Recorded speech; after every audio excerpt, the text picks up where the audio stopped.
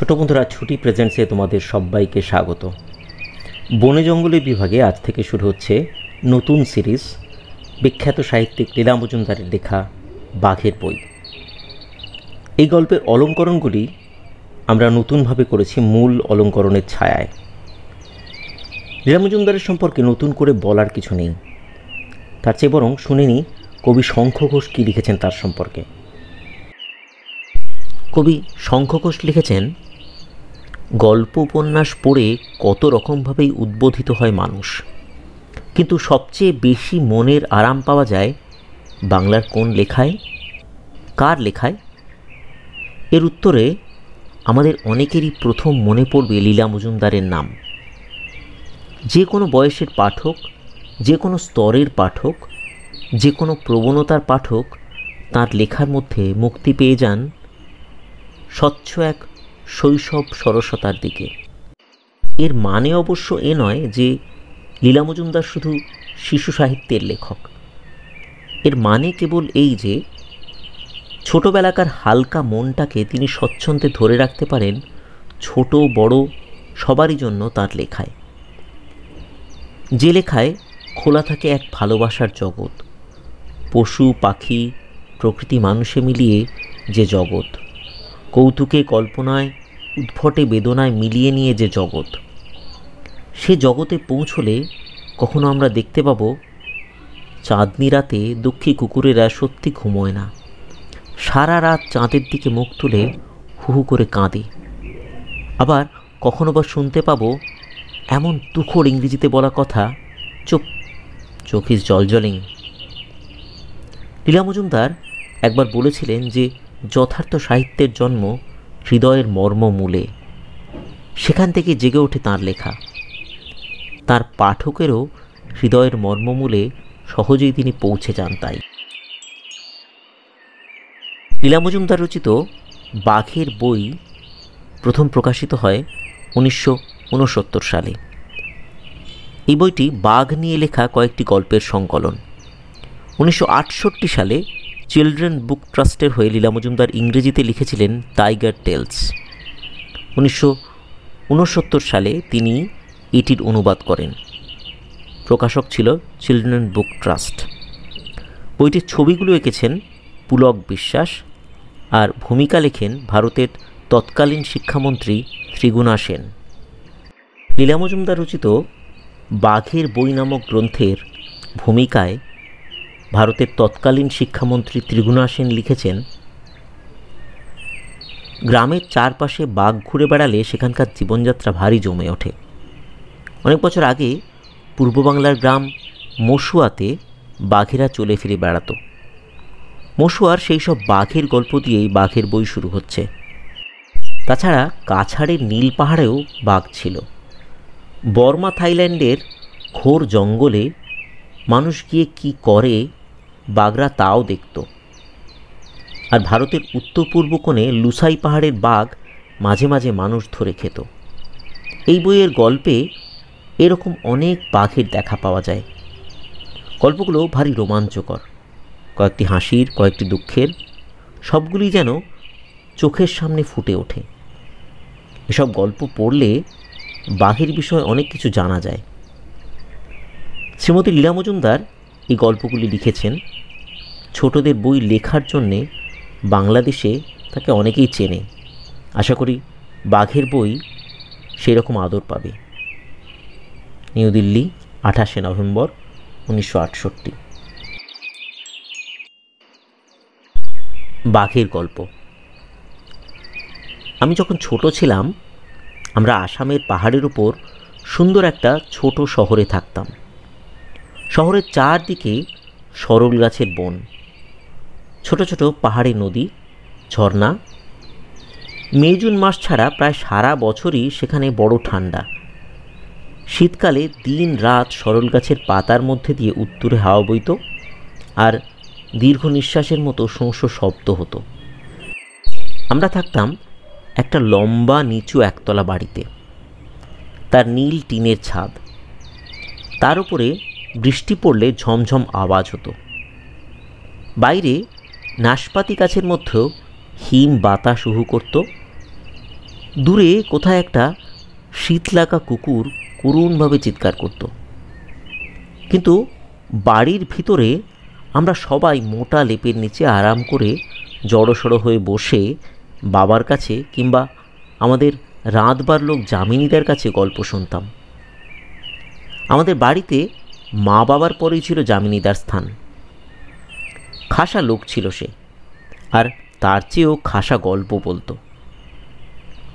সবই বাঘের গল্প, বেশিরভাগই পূর্ব বাংলায় আমাদের গ্রাম মশুয়ার বিষয়ে।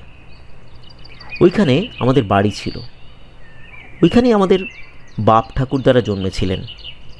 যামিনীদার বাপ ঠাকুরদারও ওইখানেই জন্ম। সুন্দর গ্রাম মশুয়া।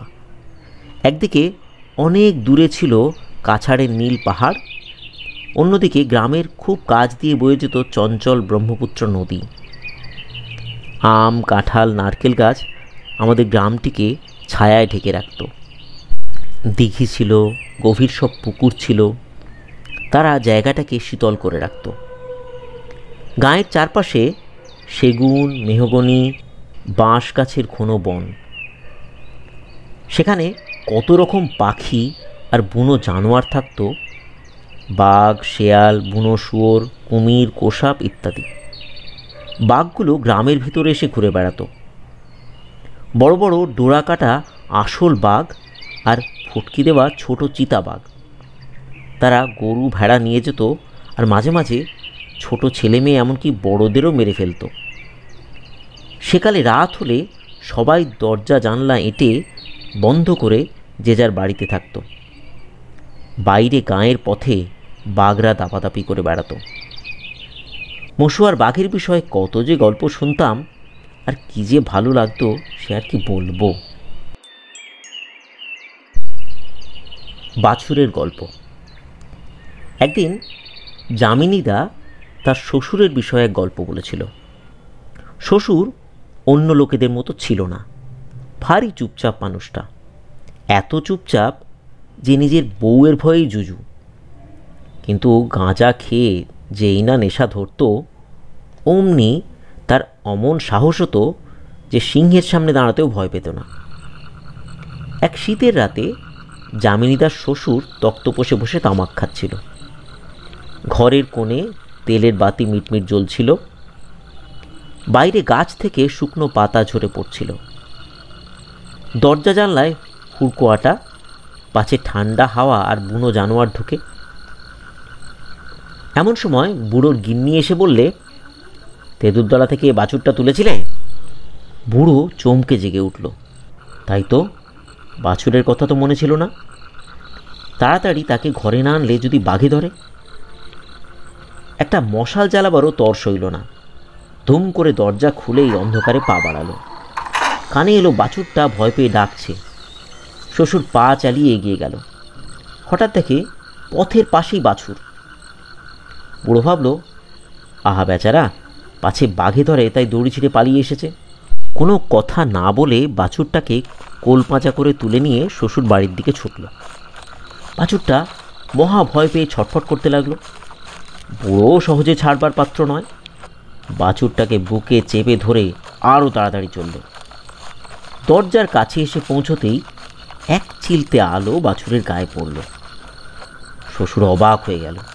এ কি, বাছুরের লেজ এত লম্বা কেন? আর তাতে ডোরা কাটেই বা কেন? ভালো করে বাছুরের দিকে তাকিয়ে দেখে তার সারা গায়ে ডোরা ডোরা দাগ। নাকেও একটা অদ্ভুত গন্ধ এলো। বুড়ো বাছুরটাকে ছুঁড়ে ফেলে দিল। গ্যাক করে অদ্ভুত একটা শব্দ ছেড়ে সে মাটিতে পড়ল। পড়েই ল্যাচ তুলে পাঁই পাঁই ছুট। বুড়ো তখন তেঁতুলতলায় গেল। ওই তো, বাছুরটা এখনও বাঁধা রয়েছে, ক্ষীণ গলায় ডাকছে। দড়ি খুলে তাড়াতাড়ি তাকে কোলে করে বুড়ো ঘরে নিয়ে গেল। তারপর দরজা বন্ধ করে হুড়কো টেনে আবার গিয়ে তক্তপোষে বসল। গিন্নি এসে বলল, কই বাছুর এনেছ? বুড়ো দেখিয়ে দিল তক্তপোষের পায়ের কাছে বাছুর বাঁধা। পরদিন নেশা ছুটে গেলে বুড়ো সব কথা মনে পড়ল। তখন সে আঁতকে উঠল। হ্যাঁ, তবে কি আমি প্রথমবার বাছুর ভেবে বাঘ কোলে নিয়েছিলুম নাকি? কি সর্বনাশ! নারকেল বড় ভালো জিনিস। বাবা একবার বড় ভালো একটা গল্প বলেছিলেন। মশুয়া গ্রামের জমি ভারী উর্বরা ছিল। নরম কালো মাটি আর মেঘ আর নদী থেকে প্রচুর জল, সব রকম গাছপালা হতো সেখানে। লাল লাল গোল আলু, ফুলো ফুলো সোনালি আনারস, আরও কত রকম মিষ্টি ফল হতো অঢেল। উত্তর ভারতের খুব বেশি নারকেল হয় না, কিন্তু মশুয়া গ্রামে মেলা নারকেল গাছ।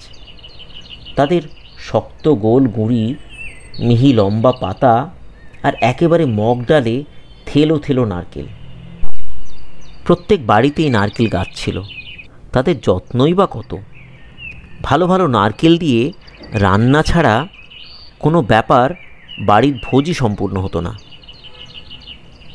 বাবার পিসিরও কয়েকটা নারকেল গাছ ছিল। সারা গাঁয়ে তাদের জুড়ি মেলা দেয়।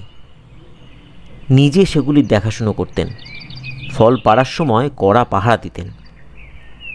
সব নারকেল নিরাপদে নামানো হলে পর গুনতি করে ভাঁড়ারে তুলতেন। পিসি ছিলেন বেটে মোটা কালো আর গায়ে অসুরের বল। বিধবা মানুষ, গায়ে এঁটে থান কাপড় পরা, ছোট ছোট করে চুল ছাঁটা, মনে ভয়ঙ্কর সাহস। একদিন দুপুরে পিসি কুমোরদের ছেলে হারুকে নারকেল পাড়তে ডাকলেন। হারু নারকেল গাছে চড়তে ওস্তাদ। কোমরে একগাছা দড়ি জড়িয়ে বাঁদরের মতো তরতর করে সে গাছ বেয়ে একেবারে ডগায় উঠে যেত। হঠাৎ পাশের বাড়ির ছোট মেয়ে মিনু দৌড়ে এসে বললে, ও পিসি, পিসি গো, আমবাগানে তোমার সাদা গরুকে যে বাঘে ধরেছে। পুরুষ মানুষেরা সবাই ধান খেতে কাজ করছে। পিসি বেজায় চটে গেলেন। হাতে একজোড়া পাকা নারকেল, 2 চিলতে ছাল ছাড়িয়ে একসঙ্গে বাঁধা, তাই নিয়েই পিসি আমবাগানের দিকে ছুটলেন। হারু চিৎকার করে লোক ডাকতে ডাকতে নারকেল গাছ থেকে নামতে লাগলো। পিসি আমবাগানে পৌঁছে দেখেন মিনু যা বলেছিল ঠিক তাই। বিকট এক সাদা বাঘ গরুর ঠ্যাং ধরে টানছে। রাগে অন্ধ হয়ে পিসি বাঘের দিকে তেড়ে গেলেন। তারপর ডবল নারকেল তুলে বাঘের মাথায় বাড়ির পর বাড়ি দিতে লাগলেন। এদিকে বাঘের খবর ধান খেতে পৌঁছে গিয়েছে। সবাই মিলে কাস্তে ডান্ডা যে যা পেল তুলে নিয়ে আমবাগানে ছুটে গেল। ততক্ষণে বাঘ মুখ থুবড়ে পড়ে গেছে, কিন্তু পিসি তাকে সমানে পিটিয়ে যাচ্ছেন। তাকে টেনে সরিয়ে সবাই দেখল বাঘটা মরে গেছে।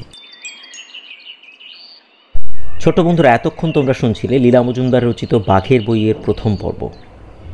পরবর্তী পর্বগুলো শুনতে হলে সঙ্গে থাকো ছুটি প্রেজেন্টসের, আর সাবস্ক্রাইব করতে ভুলো না কিন্তু। বন্ধুরা, তোমাদের ভালো লাগলো তো?